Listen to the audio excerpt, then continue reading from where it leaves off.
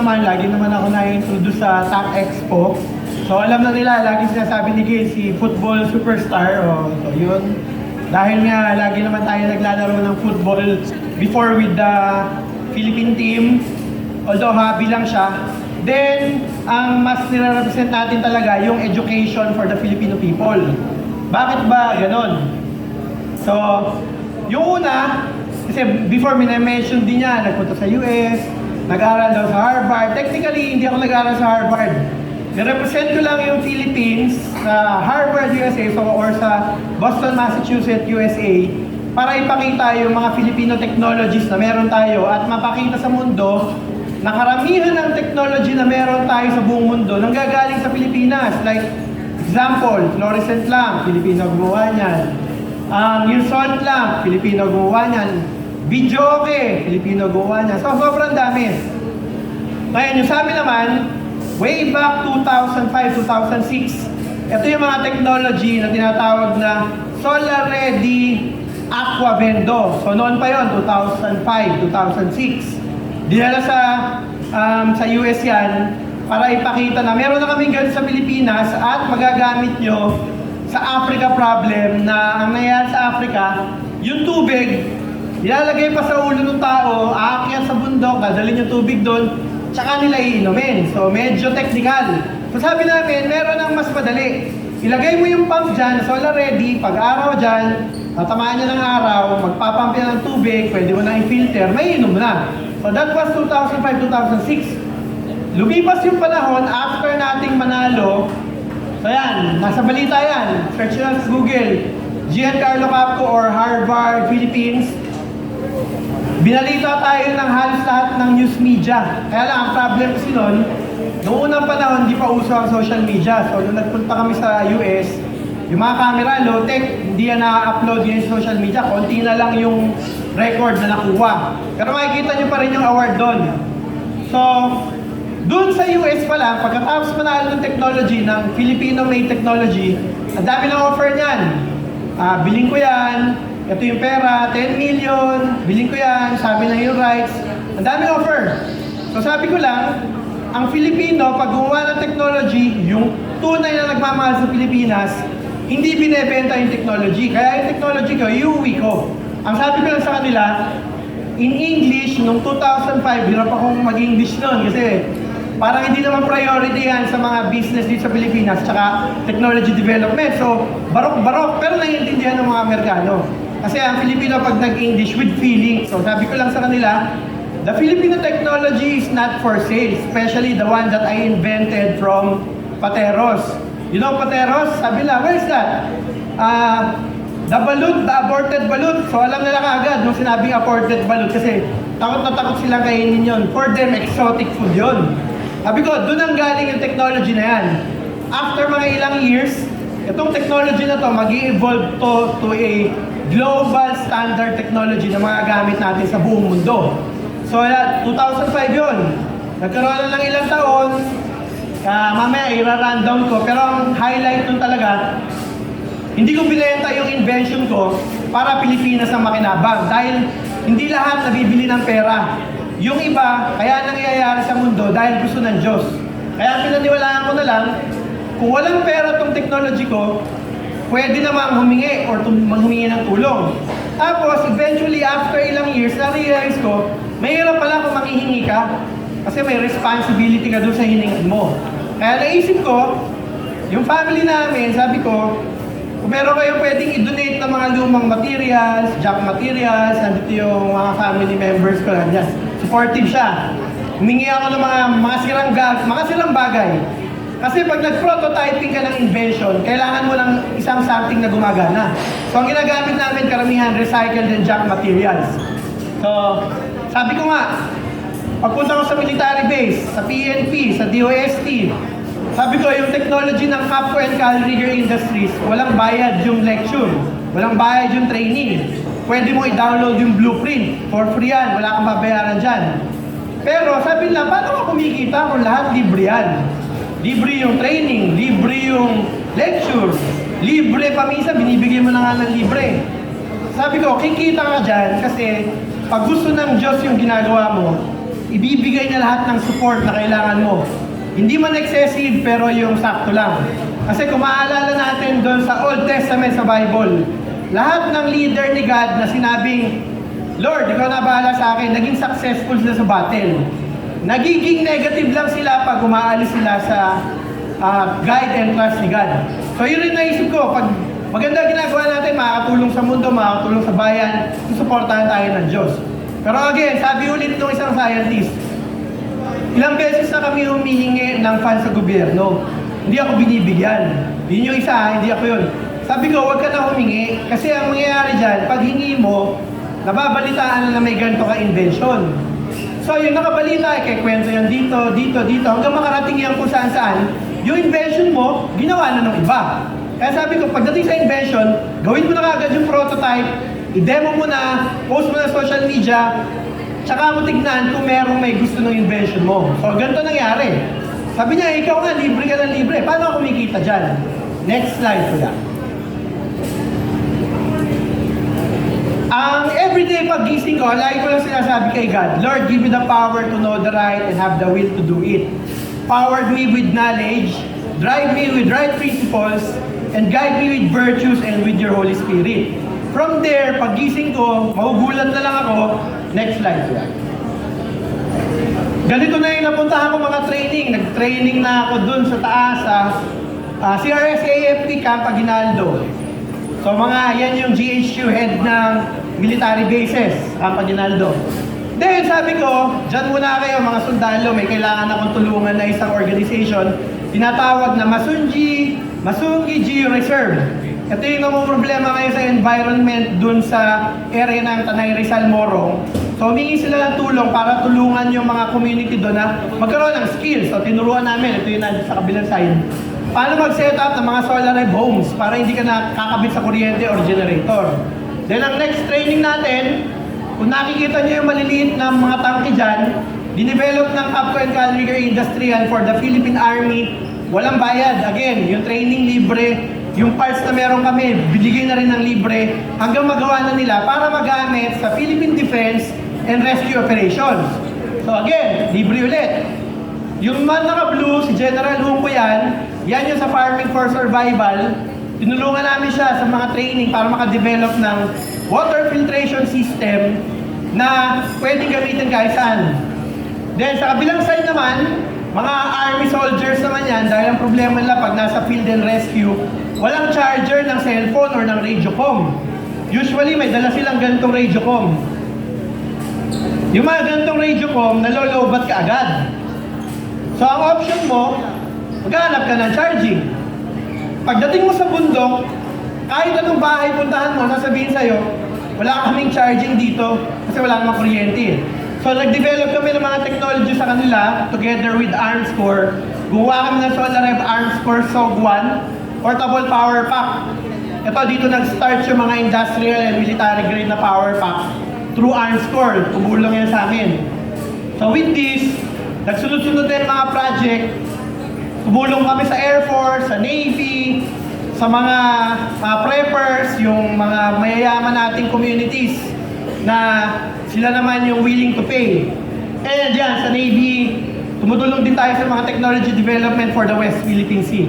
So again, sabi kanina, lahat ng pinuntahan mo, libre mo na naman binigay. Training, lecture, materials, kung ano man pwede. Sabi ko, libre nga yan. Pero, ang Pilipino, kahit saan ka pumunta, for example, si Sir, bigyan ko ng free training. Ano yan, busy na tao. Kahit anong training gawin natin, busy siya, hindi niya magagawa yung technology. So after na nilang matutunan, naiintindihan na nila yung technology, sasabihin na lang nila, pwede ba namin mag-entry tayo ng contract with your company para kaya tayong dalawa gumawa ng technology. So ganun na nangyayari sa military, sa mga prepper group, sa mga community, sa mga NGO. Dahil mahirap i-develop yung expertise, kailangan mo magpatulong. So kahit libre, after nun, yung blessing na pagbigay mo na galing sa puso mo ng libre, yan, pumapasok yung mga contract na mga ganda na makakatulong din sa bayan. So next po yan. Yan. So again, sabi lang, libre na kanina, tapos may nagpunta sa booth. ba't sobrang baba ng mga presyo nyo? Halos wala na kayong kita dyan ah. Sabi ko, para kumita isang company, huwag ka magbayad ng marketing or huwag ka magbayad ng artista, ng model. Kaya ang ginawa ko, yun, yung nakikita nyo doon, ako na lang nag-model ng sarili ko ng mga produkto ko. Ayan. So, para walang bayad. Kasi kung magbabayad ka model, magkano yan? 10,000, 20,000, 30,000. Ako na lang. So ano yan? Sa West Philippines yan, nagmo-monitor yung military nung kung ano yung nangyayari doon sa area nun. So sabi niya, photoshoot na natin yung product para at the same time, meron ka na rin produkto tsaka yung modeling niya. So yan yung technology na natawag na Solar at ASOG 2, Filipino Military Technology, developed together with Philippine Navy. So maganda yan kasi pang search and rescue. Next po lang. Ito naman, yung RADCOM base, ito yung tinatawag na, kung meron tayong handheld na short distance na magaang na maliit, meron naman tayong RADCOM base power pack, medyo malaki siya, pero base radio yung nakalagay. So with this, mas malayo yung reach na maaabot ng communication. Dahil pag nagkaroon ng disaster, usually wala naman signal yung cellphone natin. So radyo lang ang papakinabangan natin. So yan yung isa. Next kuya. Ito naman, sinusupport natin ng mga Mactan warriors from different parts ng Pilipinas, especially nasa Cebu. Kaya nag-develop tayo ngayon ng mga tinatawag nating livelihood carry. Ano ba to? Sabi ng isang pulis, yan ba yung deadly weapon? Sabi ko, hindi deadly weapon yan. Kasi ito, pambalat ng mangga, dahil paborito ko yung mangga eh. Pambalat ng mangga yan. Ito naman isa, pang ano yan ng bulalo. Kasi meron tayo sa bulalo. Boning. So, sabihin, pag may dala ka nito, livelihood carry, under sa batas, pag livelihood carry, kailangan mo yan para mabuhay ka at hindi ka palamunin ng gobyerno. So, sabihin, pag meron ka nito, para pa sa pagkain, para kumita ka ng konti doon sa mga ginagawa mo na, yun yan, kanina, pwede ka magbalat ng mangga, nung mga binebenta sa kalye. Parang example siya, nung dala ng nagbebenta ng buko. Pambalat niya ng buko yun. So, yun yung example niyan. Pero at the same time, next slide po yan. Sa history, ginamit siya ng ating mga Filipino warriors na hunter dahil ang hunter, bago sa gera, ginagamit nila yan panghuli ng baboy ramo. And dito nag-originate ang armless weapon. Kasi noong unang panahon, nung hindi pa bawal yung Filipino martial arts, ito yung livelihood carry and ito rin yung martial arts defense nila. Pero nung pinagbawalan na ng Spanish time, naging arnis na. Pero at the same yung movement dyan. Kung sa arnis, yung figure 8, yan din yun. Nakikita niyo yan, yung pag-ganyan-ganyan doon sa online. Yan, so sinusupport natin yung Filipino warriors through promoting Filipino-made artistic warrior industry. So ito yun. Next. Again, sabi nung isa, ang liit naman yung ginawa mo na sabi mong robotic, parang laruan lang. Sabi ko, pag gumawa ako ng malaki, hindi ko madadala kung saan. Ang hirap i-promote. So ginawa ko, maliit lang. And galing ulit sa junk materials. Para wala tayong ginagastos. Kasi kausap ko yung isang nag-partnership with DOST.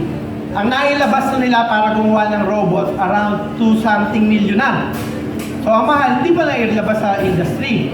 Sa amin, wala pang 50,000, may prototype na tayo. Ito. Ang talaga sabi, bakit mo pa ginawa yan? Kasi from 2013 to present time, yung Philippine Army, Navy, Air Force, pagawa ng mga technology like this one. Kung naaalala niyo yung sabi ni Pinoy, paano kung walang araw, wala nang solar? So, totoo nga naman, paano tayo gagamit ng solar panel? By the way, itong solar panel na to, made in the Philippines din to, foldable. First in the history ng Philippines na may commercial solar panel na foldable. So, ito yan. Again, balik tayo kay Pinoy. Sabi niya, paano kung walang araw? Paano yung solar? Hindi na yung gagana. Sabi ko, sige, kung wala namang araw, hindi mag-dynamo charging na lang tayo. Pwede mo itong iikot. Yan. Tsaka normally, ang gusto ng Pilipino, nandun na lahat yung technology na pwedeng magamit ng pamilya. Yan, oh. Pag niikot ko, nagcha-charge. Yan. Tapos normally ang Pilipino, naka-aircon na, kailangan pa ng electric fan. So may electric fan to, yan. May electric fan ka na, meron ka pang ilaw. Para sa mahilig magbasa. Yan. So ito yung mga technology na pinapadevelop ng military. Sa sobrang tagal ng panahon, ang dami na nila. So, ang hirap buhatin pag magpe-present ka. Sabi ko, sige, makagawa na lang ng isa na meron na nung lahat ng technology na meron kami. So, nilagay ko na dito lahat. Everything ng kailangan ng rescue nandito na. In partnership with Arms Corps, Tactical Survival Arms Expo, Community, Prepper Community, Armed Forces of the Philippines, and marami pang iba, nag-source tayo ng mga information. Ano ba kailangan nila? So, unang-una, dito,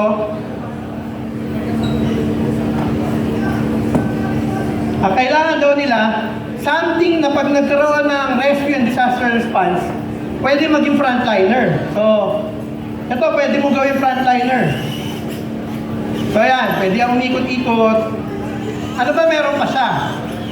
Meron siyang surveillance night vision dito.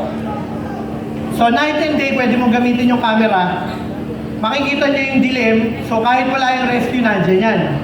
Ito mauna. Ngayon, yung rescue, nagpunta sa isang lugar. Dala nila to. Naubos yung tubig nila. Meron niyang water filtration system. Nandito. So, pwede mong manualin. Ito yung manual. Ito naman yung automated. Ito naman yung sobrang daling gamitin. Buhos mo lang yung tubig mo dyan. Meron bang may tubig? O, kung meron may tubig, buhos mo lang dito. Makakainom ka na dito sa part na to. Filtered na yung tubig niyan. So, may inom mo na yan. Tapos, sabi nila, paano kung mga sunog-sunog? Mahirap pasukin ng tao. So, ang magagawin mo ngayon, pwedeng ito yung papuntahin mo. Pag-a-announce ka na, lumabas na kayo dyan. So, pwede ka mag-communicate directly dyan ng PA system. Sound check, sound check. So, kunyari ito, malayo na siya. Connection kasi na ginagamit niya, Bluetooth and frequency. So, halimbawa, malayo dyan yung rescue, nasusunog na dyan, pwede na kayo mag-evacuate. Hindi dito eh. Sound check, sound check. So, meron siyang sound system na sarili. Magsasalita siya kahit wala yung tao doon. So, yan yung isa. So, again, sa rescue, sabi nila, kailangan namin, merong mga portable carry na in case na kailangan namin mag-charge, pwede mag-charge. So, pwede ka mag-charge dito kasi ito yung solar generator na inilagay na namin lahat ng pwede mong dalhin. So, nandyan yan. So, kung makikita mo, pag nagkaroon naman ng gera, pwede rin siya magamit. Naka-bulletproof yan, level 3 sa harapan. So, kahit barilin yan dyan sa harapan, hindi magpe-penetrate, hindi masisira yung system niya. So, kung interested kayo sa technology, makikita niyo yan dito. Pwede nyo i-scan yung QR code niya. Dito yan. Dala niya yan. Ngayon, tatanungin ng isa, magkano ba yan? Sabi ko nga, hindi mo na kailangan bumili. Kasi yung blueprint niya, pwede mo i-download sa website. www.calrigger.net. So, pwede mo i-download yung blueprint niyan. Kung hindi mo maintindihan paano gawin, tuturuan ka namin kung paano mag-develop niyan. So, meron kaming partnership facility sa Army, Navy, Air Force. Meron din sa Patero, Solar City. Doon ginagawa yan. Doon rin namin tinuturo yung mga technology na yan. So, pwede nyo yan matutunan. So, yan, next slide tayo. Yan. Ito lang yung Filipino Military UGV technology ng Calrigger na hindi kailangan gumastos ng sobrang dami para ma-promote at i-recognize ng international. Kasi paglabas pa lang niya sa context ng Philippine Army, na-recognize na kaagad siya ng US Army Recognition. Sa website nila, nilagay nila na yung Philippines nagdi-develop na ng first military UGV through Capco and Calrigger Industries. So with this, yan, ang dami na kaagad interested. Kaya sabi ko dun sa mga Filipino inventors, kung meron kayong invention, huwag nyong ibenta yung blueprint nyo, huwag nyong ibenta yung idea nyo. Kasi yung iba, binibenta agad, tsaka sila nagsisisi after. Kasi nung sumikat, hindi na sa kanila yun. Sabi ko, tingnan nyo to sa amin, wala kaming ginastos, pero ang daming gusto mag-fund.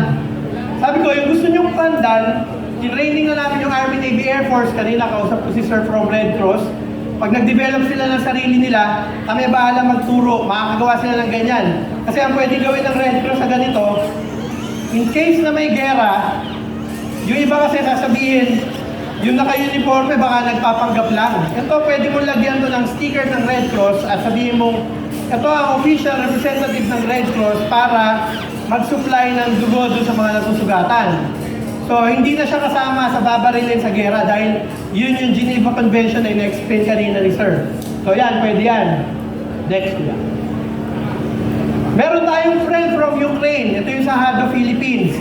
In-advise niya na the best yung mga technology niya, like this one, drone. Nandiyan si Captain Jet, mamaya explain niya yan. Meron din tayo from Filipino Inventor Society, yung mga unmanned boat. Pero ang mabilis recognize ng tao, yung malapit sa kanila. Kasi sa drone, parang iniisip ng tao, pag itong lumilipad, iniisip nila masyadong technical yan. Hindi natin yan kayang patakbuhin, di ba yun yung usual sinasabi sa'yo. Ang hirap gawin niya, okay. Pero parehas lang sila ng mechanism. Sa boat naman, alam lang ng karamihan mag-swimming sa dagat or sa swimming pool. Pero ito, nakahawakan mo, malapit sa'yo. Tapos pag pinaikot yung Gatling gun niya, tuwan-tuwa yung mga tao, sinabi, uy, okay umiikot yung Gatling gun. Ibig sabihin, madaling maintindihan ng tao. So from this technology, kaya mag-develop ng sunod-sunod niyan. Kasi ang kailangan usual ng inventor, funds. Para magkaroon ka ng funds, yung iba nangihingi. Pero mayroong mas better way. Magbigay ka ng free training, yung mga walang time mag-develop, kukontakin ka niyan. So yan yung isang dapat matutunan nila. Yun yung tinuro ng friend natin from Hado, Ukraine. Next nila. So ito yung mga feature development natin, yung mga technology natin, paliliitin natin. Parang yan, mas maliit na base power pack radio. Next. Yan, next tayo. Yan, ito yung sa Army. Nung tinraining namin sila, less than 1 month, ito yung pinang-training namin, yung jump materials na naging ganito. Next, kuya. Naging ganyan na yun sa kanila ngayon.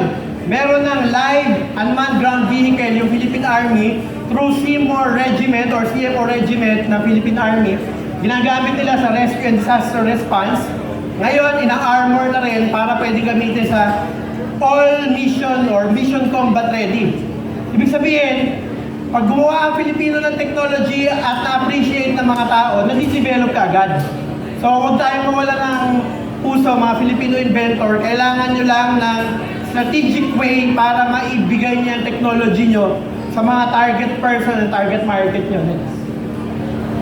So, yan. Ito yung facility namin sa Pateros. Maliit lang yan.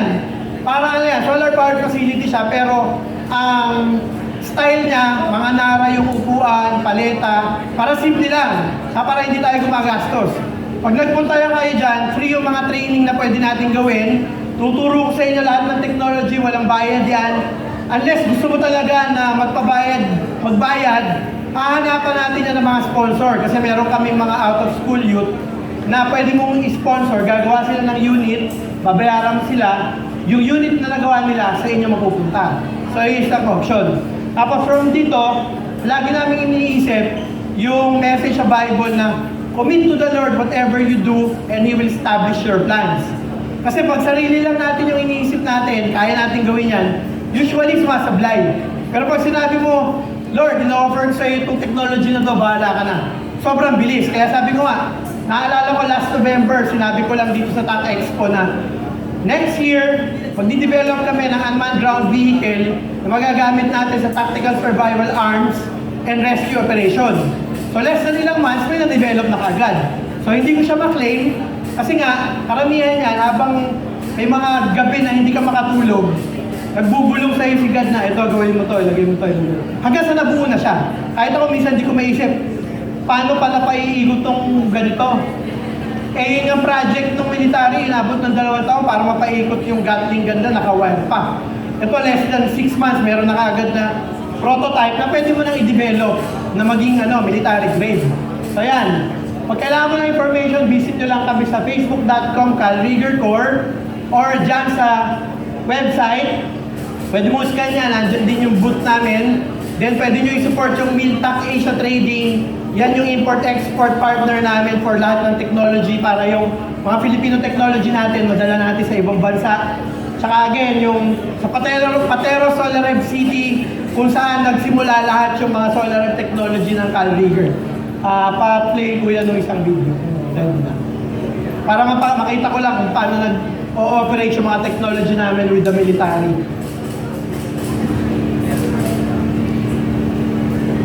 So, na-recognize ko nga pala, andito yung father ko, yung former mayor ng Pateros, nandiyan siya. Sister ko na siya yung sumusupport sa amin para kaming buong pamilya maging pogi at maganda. So, derma siya.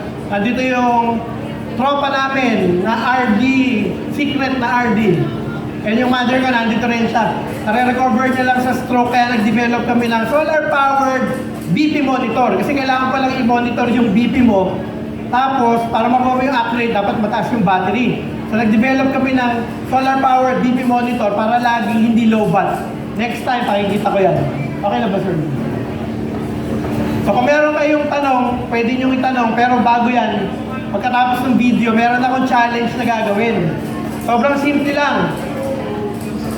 Kasi sinasabi nila, pag made in the Philippines, like this one, ito yung Calrigger Solar Rev Messiah 1 Military Power Pack.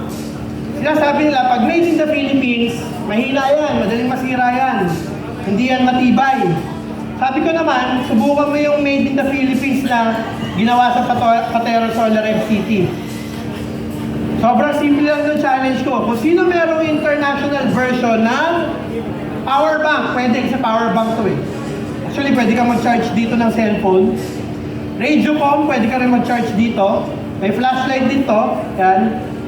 Pwede mo rin siyang i-charge ng 220 volts and sa kotse, pwede mo rin ito i-charge. Military grade para matibay. Pwede mo rin itong pang-start ng kotse, yung gina-jump start mo yung kotse mo, ayaw start.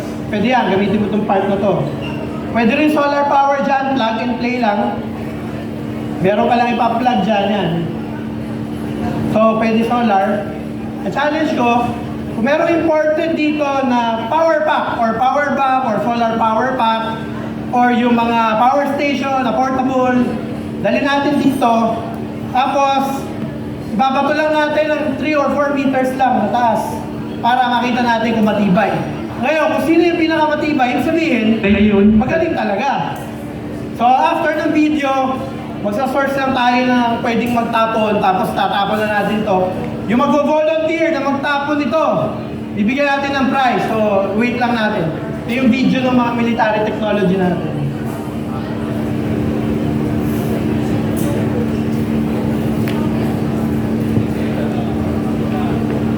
Ngayon, talakayin natin ang mga nakakapanabot na balita tungkol sa mga prototype unmanned ground vehicles mula sa Calrider Industries, isang Filipino tech company na nakabase sa Pateros, na sasali sa darating na Combined Arms Training Exercise Katihan 2024 o TEDx Katihan 2024.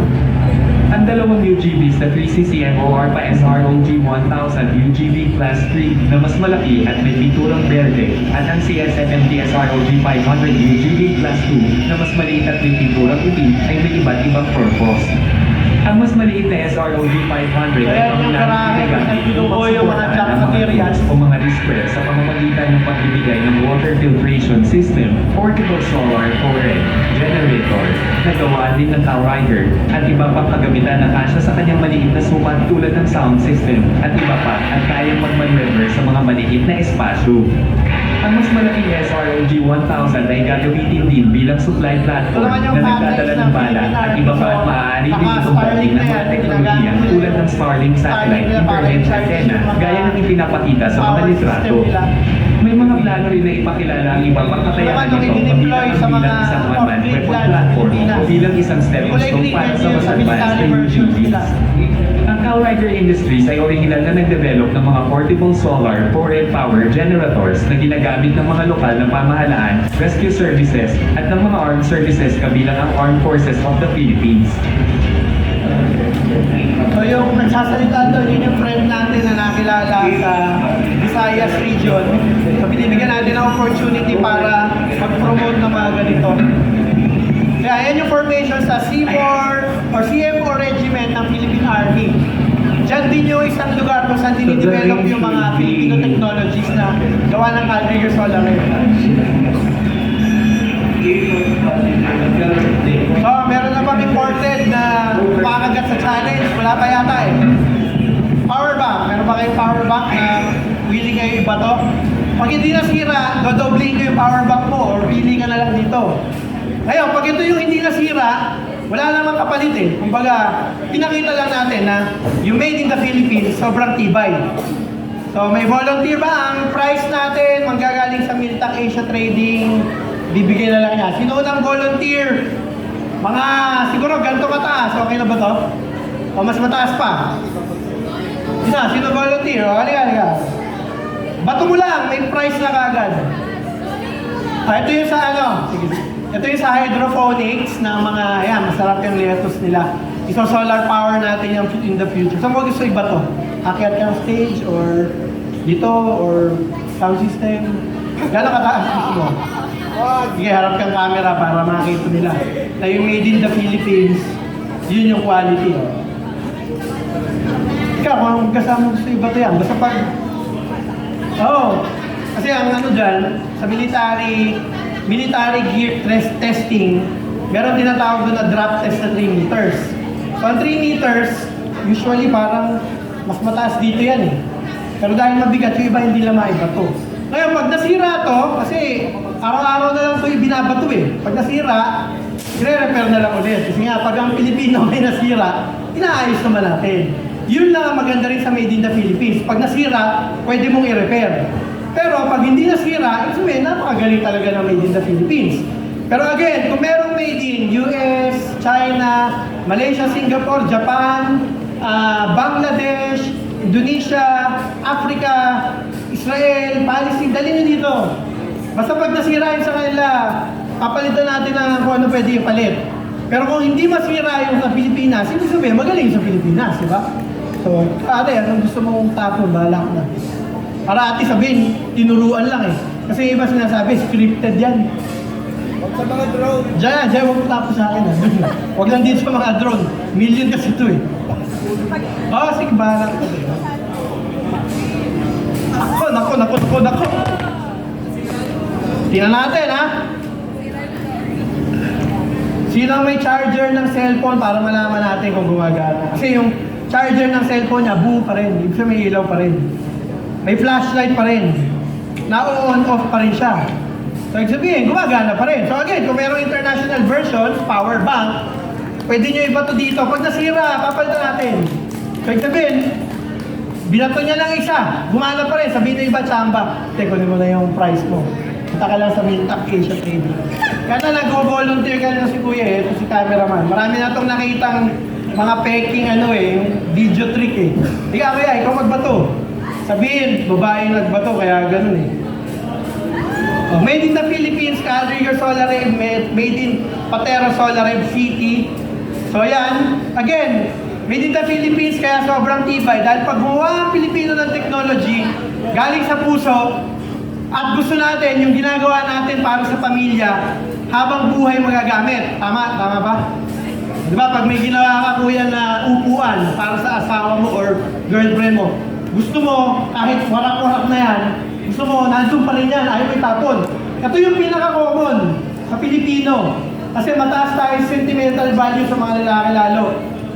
Yung brief mo na bacon na, tama ulit, di ba? Sabi ng asawa mo or ng nanay mo, ng tatay mo, itapon mo na yan, bacon na yan. Ayaw pa rin natin itapon, pinaka-less na gagawin mo dyan, gagawin yung basahan. Pero gusto mo, nakikita mo pa rin. Kasi may sentimental value. Kaya pagdating sa Filipino technology, kaya gusto natin yon. Kasi nga, ginawa natin yan kasama yung puso natin. Kaya gusto natin, pang habang buhay natin magagamit or magamit ng anak-anak apo mo. O kaya, kuya, sige, kung gano'n kataas mo kaya. Kasi sabi nung iba, sambahan lang yan, hindi naman yung gano'ng katibay talaga. Although, pag nasira ulit, i-repair na lang natin. Kasi nga, made in the Philippines, pwedeng i-repair. Sige, okay na. Nako, ang taas na naman. Nako! So, tingnan ulit natin. Umilaw, pwede pang i-off. May power pa rin yung USB niya. May charging pa rin. Sabihin ng iba, hindi, sira na yan eh.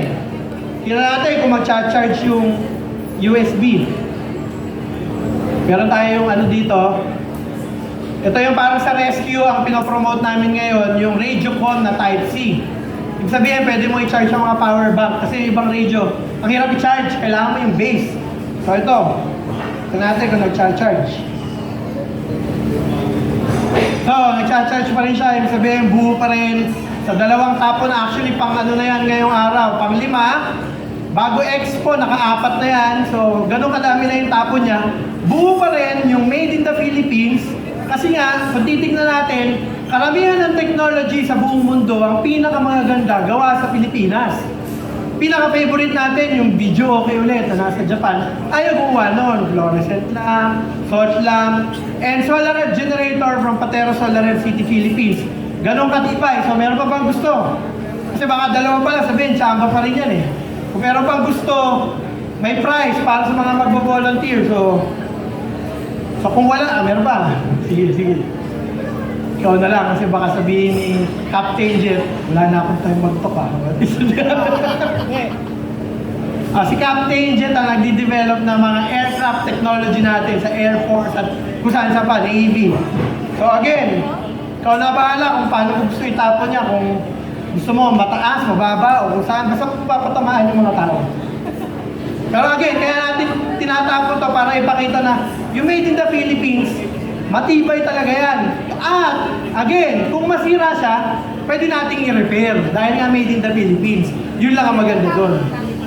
Kung ano gusto mo, kasi yung kahapon, ang ginawa niya, pinwersa niya ganun talaga. Yung iba naman, tinapon ng sobrang taas. So kung anong gusto mong tapon, okay na yan. Sige. Medyo malayo na yung inabot nun. Parang hindi gumagana, pero tingnan natin. Again, may power pa rin. Gumagana pa rin, yan, buo pa rin. Dahil made in the Philippines siya, ganun katibay siya. So again, ang message ko sa mga Filipino inventors, huwag tayong mawalan ng puso dahil wala daw sumusuporta sa invention natin. Yung iba, kaya walang sumusuporta sa invention natin, hindi nila naiintindihan dahil yung mindset ng ibang tao, kunyari, yung iba para sa pagkain, business na normal, or mga normal na bagay. Yung inventor, mas artistic ka, kaya hindi ka naiintindihan. Kailangan mo lang gawin, yung puso't isip mo, ibaba mo ng konti sa maiintindihan ng ordinaryong tao na busy sa buhay. Like ito, kaya nila naiintindihan na yung Caldiger Solar Red na made in Patero Solar Red City na power pack, ang tibay pala. Kasi nakita nilang bumagsak, nakita nilang ginamit. Pero kung sinabi ko lang sa video na sobrang tibay nito, hindi ito nasisira pag sinapon mo, meron pa kaming version nito by the way na bulletproof para kahit dala mo, kunyari dyan mo nilagay, mabaril man yan, hindi magpe-penetrate yung bala. So yan, ang mga made in the Philippines. Again, doon sa mga Filipino inventors, hintayin nyo lang, or mag-pray lang kayo kay God na bigyan kayo ng powered by knowledge, drive by right principles, and guide by virtues. And after that, pagising nyo, mas clear yung isip nyo dahil si God yung nag-guide sa inyo. And with that, makikita nyo mga gawa nyo may nagsusupport. Like this one, ang normal problema ng speaker lagi walang nanonood. Pero pag nakita nila, grabe, ang ganda ng gawa ng Pilipino. Yan, madami na. Again, sa mga speaker naman, huwag kayong magtatampo sa mga audience natin. Wala talagang gusto pumupo dito sa harapan. Kasi ang audience natin, like si Kuya Kalbawa, pag in-on-the-spot ko yan, saan gawa ang solar red material? Siyempre, hindi niya alam, mahihiya siya. Ayaw ng Pilipino na napapahiya. Normal yan sa atin, di ba? Kaya kahapon senior ko, sino sa inyo ang nakakita ng pinto na Louis Vuitton, tapos dire-diretso ka, oy, magkanto. Wala, di ba? Kasi ayaw natin na pag tinanong tayo ng kahera or no say, bibili kayo, hindi tayo makasagot dahil masasalan ka ng pera. Kaya usually ang Pilipino, nasa labas ng bintana. Pero ang technology lang dyan, strategic technology, nasa utak mo yan. Huwag mong pansinin yung sinasabi ng ibang tao. Dahil ikaw, nagre-research ka lang naman. Yung natutunan ko sa father ko pag namimili sa mga mahal na lugar, inaamin niya kaagad na, ako wala akong pera, pero gusto kong matutunan yung produkto mo. Hindi ka na mahiya ngayon. O gano'n na naman dapat ginagawa natin mga Filipino. For the inventor society and the technologies community, kung meron kayong tulong na kailangan for promotion, sabihin nyo lang sa amin, dahil yung sa amin, yung network namin, umaabot ng milyon ng viewers sa social media, dahil tumutulong yung mga military technology persons natin. Pero, again, supportahan natin yung mga made in the Philippines, yung mga Filipino technologies, yung mga Filipino local business, yung businessman, yung mga product. Tsaka ito, yung tatawagin ko ngayon, isang bayan ito. Kasi nagliligtas to ng mga tao through pagpapalipad ng mga aeroplano Tsaka nag-save siya ng mga tao sa Marawi. Kaya sir, Captain Jeff, punta ka na dito. Kasi, para ma-explain ko lang na hindi ako siya. Kasi doon sa post nung Philippine PH, hindi, para maintindihan lang. Kala magkapatid kami or kala ako siya. Sabi ko, actually, mas magaling yan. Kasi hero to. Ako napapagkamalan lang sundalo, pero hindi ako pumasok sa military. Si Captain, nagligtas siya ng maraming tao and expert sa jet technology, kaya jet din yung pangalan niya. So, si Captain Jet, explain niya yung industrial drone na meron sa Pilipinas. Kaya mag-prepare muna ako. Paano mo rin yung video para alam nila?